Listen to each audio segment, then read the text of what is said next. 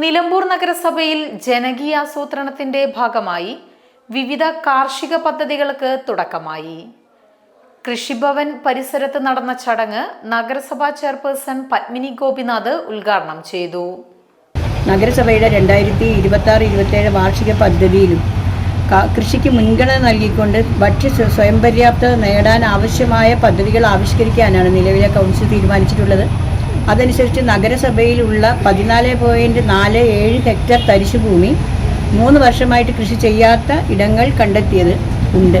ഇവിടെയൊക്കെ നമുക്ക് ആവശ്യമായ നെല്ലും അതുപോലെ പച്ചക്കറികളും ഉൽപ്പാദിപ്പിക്കാനും ഒഴിഞ്ഞെടുക്കുന്ന തരിശ് തെങ്ങ് പോലുള്ള മറ്റ് കാർഷിക നാണ്യവിളകളടക്കം കൃഷി ചെയ്യാനുമുള്ള ഉദ്ദേശത്തിൻ്റെ ഭാഗമായിട്ടാണ് ഇവിടെ ഈ തൈയും നെൽകൃഷിയും അതുപോലെ നെൽവിത്തും അതുപോലെ പച്ചക്കറി തൈകളും ഹൈബ്രിഡ് തെങ്ങുകളൊക്കെ വിതരണം ചെയ്യുന്നത്.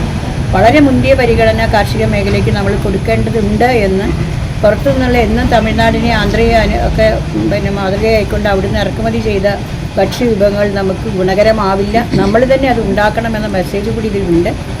വികസനകാര്യ standing committee chairperson Mumtaz Babu അധ്യക്ഷത വഹിച്ചു. നഗരസഭ vice chairman Shoukath Ali Kumancheri, standing committee ചെയർപേഴ്സൺമാരായ സുരേഷ് പാത്തിപ്പാറ, സ്മിത മോൾ, മേരി ഷിബു, കൌൺസിലർമാർ, കൃഷി ഓഫീസർ ടി വിശാഖ, അസിസ്റ്റന്റ് കൃഷി ഓഫീസർ കെ ഷബീർ അലി, കൃഷി വകുപ്പ് ജീവനക്കാർ, പാട്ടശേഖര സമിതി അംഗങ്ങൾ തുടങ്ങിയവർ സംബന്ധിച്ചു.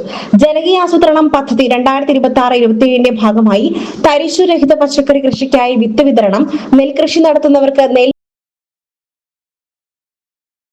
SS Gold, Pure Gold. SS Group, Nilambur.